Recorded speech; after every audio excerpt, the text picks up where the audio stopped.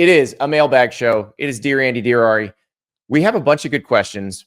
Raul in the chat put this up really early. I'm here for the Billy Napier OC talk. I am a huge skeptic of Napier's control of the offense. I hope Andy and Ari change my mind. So the question actually comes from a viewer named Andrew, who saw something that I posted on the Gators Online message board earlier in the week. And it was about Ari and I's conversation about the win totals last week, where Florida is a 6.5 win total on Fanduel. And Ari and I both said that seems too low because even if they go over that, everybody's still going to be mad at Billy Napier. Like, they're going to need to win 9 or 10 for people to be happy. So it was Maliko's question. Maliko's question is, any less confidence in the UF over 6.5 with Billy Napier as the play caller? So here's my thing on that, Maliko. I've been under the assumption that Billy Napier is the primary offensive play caller for about a month and a half now. I wrote a column at On3 probably about a month ago where somebody asked me about this very topic. And I said, it looks like Billy Napier is going to be calling the plays again. When he got told he was coming back, or when the negotiation happened where they decided they were bringing him back, that was the Thursday before the Texas game. So they had just lost to Georgia. Lagway's hurt. You don't know exactly how long he's going to be out. And they're saying Billy Napier's coming back because basically they kicked around the idea of firing him. At that point, they didn't feel like they could get anybody that they really, really wanted to replace him. And so they figure, let's stay the course with him, see what happens with DJ Lagway. And guess what? You got an LSU win and an Ole Miss win in rapid succession. They finished on a 4-game win streak. Well, when they decided to bring him back, he was basically told, hey, there's a few things we'd like you to do. One of those things was hire a play calling OC. And at the time, he probably had no choice but to agree to that. But after he beat LSU and Ole Miss, with him calling the plays, he didn't have to agree to that anymore. And so he's kind of slow played it. And okay, who's going to be the OC? Well, time went by, and no OC got hired. Now, Russ Callaway is going to have the title, but Billy Napier is the play caller. Ari, I don't know how you feel about this. My feeling is if you're Billy Napier and you know you're still going to get fired if things don't work out next year, why would you put it in the hands of somebody else when you think you're better at the job anyway? Well, I think that you thinking you're better at the job sometimes often leads to bad results. Like Dunning-Kruger, Susebo. The thing that's interesting is, what's the biggest difference about Ohio State this past year? Like, Ryan Day gave a play calling the year before, and they won the national title. And that doesn't mean that Ryan Day's not good at calling plays, but it also isn't just about how good the coach is at calling plays. It's also like, if Billy Napier isn't calling the plays, do they not have all those dumbass penalties that they had against Tennessee because he's on top of stuff? It's a bigger picture than that. So, to me, or do they not call a jet sweep on 4th and inches when you have a 240-pound quarterback? Like how dialed can you be on the entire game when your face is in a play sheet? And I think that that's the number one thing. So I personally would have liked to see him hire an offensive coordinator, somebody that he trusted. I don't know if if I'm going to go down, I'm going down with the play sheet in my hand is the right way to look at it. I think if I'm going to go down, I'm going to go down trusting my instincts on who are the right coaches to be around me, because what is being the head coach? It's about making the right hires. It's about trusting your instincts as a boss to allow people who are gifted at what they do to do their jobs. So, I don't know if I'm kind of there's a new quarterback and I'm just going to stick with what I've done is the right thought. It might turn out to be right, but I would have preferred, if I were a Florida fan, to have seen him follow through and finding somebody who is a gifted and proven play caller. Because it's Florida isn't some small podunk school. Florida should be able to hire a very attractive candidate for that position. Well, but here's the problem. When you have a coach on the hot seat going into year 4 who was almost fired in year 3, when you're hiring coordinators, you've got to overpay for that coordinator. You've got to commit to probably 3 years, even though you may, and so that the school may be having to buy those out. Because people don't want to get fired in a year. Right. Yeah. but like, so it's like a high risk, high reward scenario. But like, if you're the OC at Florida and you get to play with DJ Lagway, like your benefit of that is pretty high ceiling stuff, right? Like when I went to the Athletic, I knew, hey, this could not work and I might be out of a job in 2 years, but the result or the benefit of taking that risk was so high that like I had no choice but to give it my best shot. So like, and that worked out really well. Now, it doesn't mean that if it would have gone out of business during COVID, it would have worked out well. But like, it is just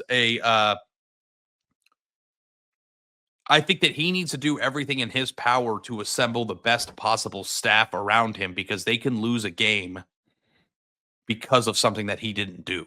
You know what I mean? Like that's the thing. So I think the issue here is that Billy Napier trusts who he trusts, and that circle is really small. And that may be his downfall. It could be his downfall. That's the thing. But it also could be the way he consolidates power and consolidates influence and saves his job and gets himself another giant contract, because he has the one thing that is the ace in the hole, and that is number 2. That is DJ Lagway. Because here's what could happen. This is an entirely plausible scenario, at least I think. You tell me. Billy Napier continues to call plays, continues to keep the circle tight, continues to run a fairly insular program. DJ Lagway is just that good. And they improve this year, maybe make the playoff, maybe not, but improve enough that it's fine. And then the next year, the last year with Lagway, they make the playoff. Maybe they win a whole lot. He's getting an extension at that point.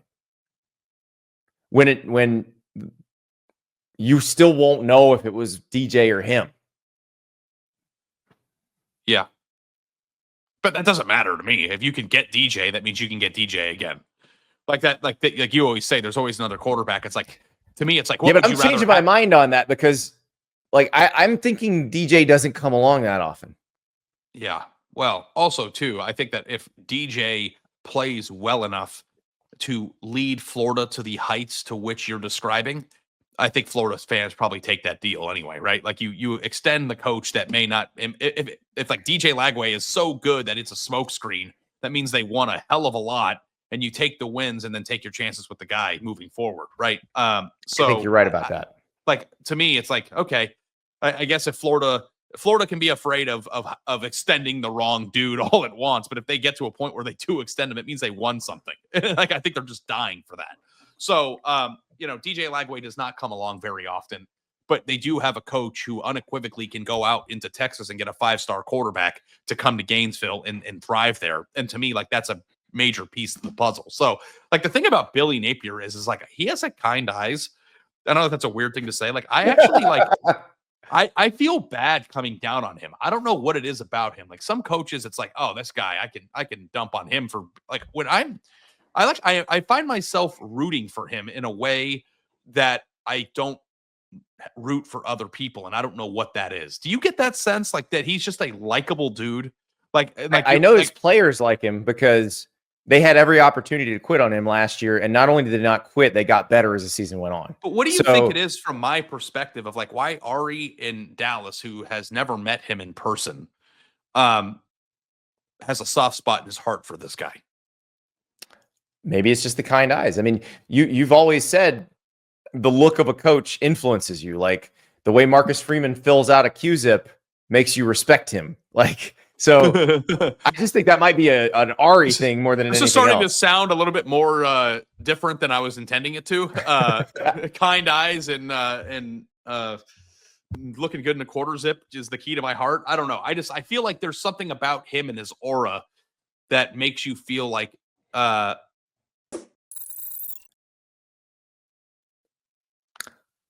This show is brought to you by Panini America, makers of the most collectible sports cards on the planet. The Prism Football Card Series features a vibrantly parallel base and an insert roster featuring college football's brightest former and current superstars. I have a Ladd McConkey autograph that I pulled out of a Prism pack about a couple weeks ago. Ari, I got a couple unopened Prism packs we got to rip here on the show in the next few days. Yeah. I mean, the fact that you could even have unripped packs on your desk, is pretty remarkable to me. When they sent us the first shipment, I opened everything, and you're like, dude, you're not supposed to open those on your own. It's for the show. I know, but I understand the enthusiasm. All right.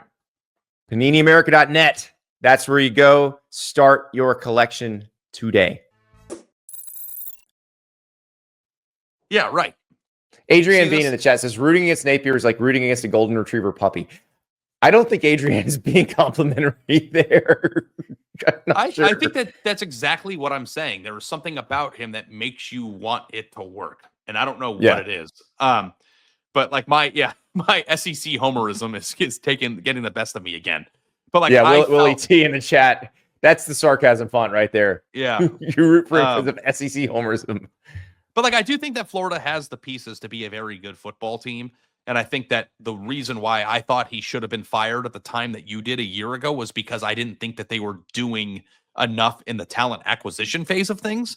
I thought they fumbled the portal the year before, and they didn't get enough better players to make a better team last year. And that was concerning. But in terms of like what they've done in the time since, in terms of just what they did on the field to end the year, but then also too, it seems to me, and you would be a bigger expert on this than me, but it seems to me that they did up the talent, the baseline talent on their roster in the last few months. You saw the talent develop. Like, my biggest concern, and the reason I thought it was over, they got physically dominated up front by Miami and Texas A&M.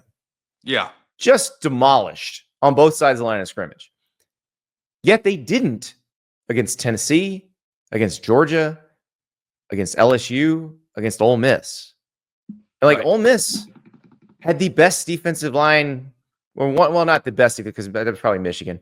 But Ole Miss had one of the best defensive lines in the country. They were the toughest team to run on in the whole country. Like, Florida had the best rushing day against Ole Miss that anybody had. It still wasn't great, but it was better than anybody else. And it was like, okay, maybe you did see this. Maybe this was what you were seeing in the offseason and telling us that you were seeing, but we didn't believe you because you got demolished the first couple games you played against good competition. So now I'm not sure, like, because my thing was last year, show me what they've done to get the roster better other than sign DJ Lagway. Well, it turns out their offensive line was developing. Their defensive line was developing. And so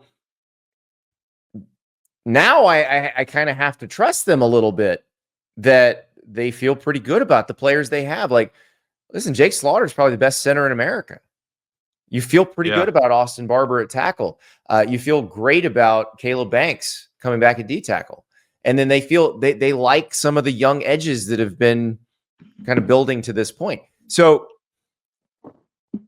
I do think they're better. And like the receiver part of it, you think about this, Shamir DK and Elijah Badger were their best receivers last year. Mm-hmm. They get Eugene Wilson back, but I'm not assuming Eugene Wilson's going to be their most dynamic receiver. My guess is it's probably going to be one of the two freshmen, either Dallas Wilson or Vernell Brown III. Like, and this goes into that receiver story that I was talking about that I'm working on for On 3. You're almost better off taking the highly rated freshman who potentially has the higher ceiling than trying to solve that in the portal. Now, they did sign J. Michael Sturdivant out of the portal from UCLA, so he's going to play. But he's pretty good, too. Like, he's not, I don't know, he's not J.J. Smith, but he's a productive player.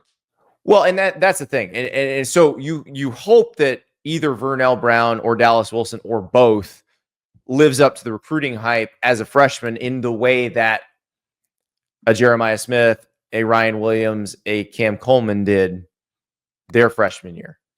Yeah, and Dallas Wilson, for those who don't know, is a kid from Tampa who is 6'3" or 6'4", Andy. I don't remember off the top of my head. Big kid, 195, 200 pounds, who was rated in the On3 industry rankings as like the number 41 overall player.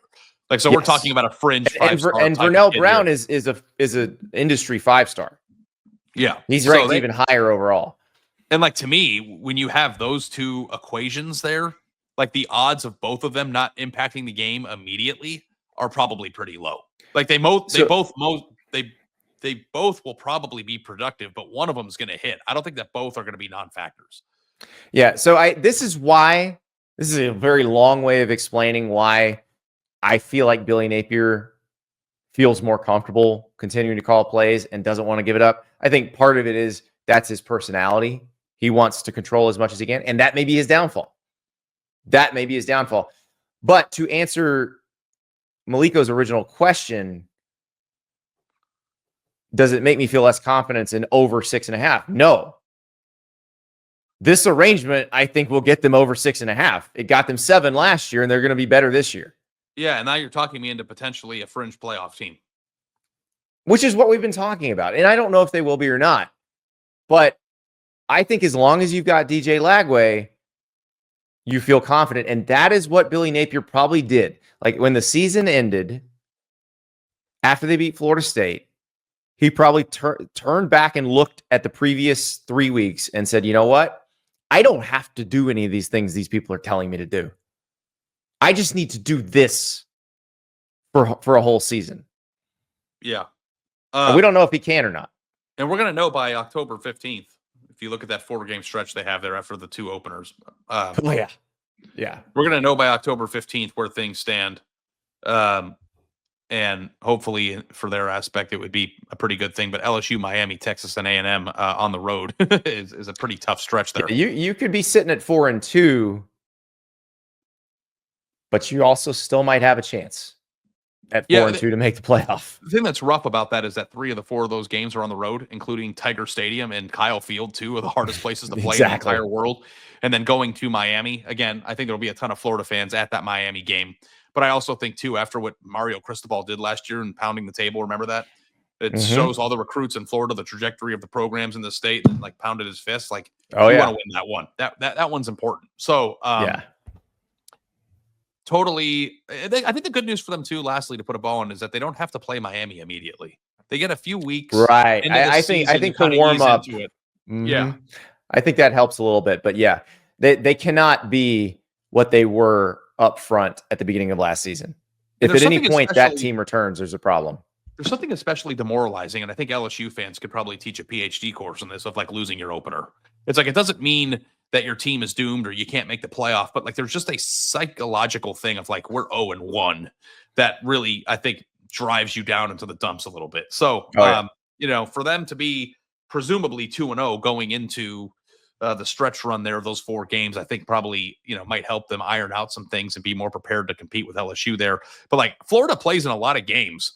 Outside of Texas, those 3 of those 4 games are like loser coach in a world of hurt.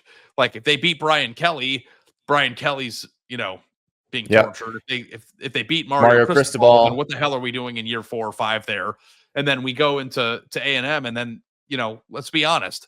I think that a lot of people are pretty excited about the trajectory of Mike Elko, but if they go, 8-4 again, then the stuff's going to start up in College Station again. So like, there's imagine this. This is just because this is the way the schedule worked out this year, and it's so different than what it's been in the past. Florida Tennessee is November 22nd. It's the last conference game for Florida, and I believe the next to last for Tennessee. That could be a loser leave. What if both teams are sitting there at 8-3, or it's not 8-3? I'm sorry, at 9-2. You think that Heupel's in that 8-2 in that world? He's not in that world at that point because he made the playoff this year. Yeah, but I don't think so. It's also the Tennessee coming to Florida thing. Like there's a weird whole juju around that it's unexplainable at this point, where Tennessee has had the better team at times. Maybe just cannot seem to win in Gainesville. Maybe that weekend we can get a credential for River, and the 3 of us can go stay at your house and maybe bring some Tennessee juju down to Gainesville and see if that helps a little bit. I know River has been dying to go to a Tennessee football game, and we work for 12 hours every Saturday, and it's like maybe we could get to a place where we bring him to a Tennessee game, and then he can enjoy that while also working. He came to the last Tennessee Florida game in Gainesville and sat there with me and died a little inside. So it's possible.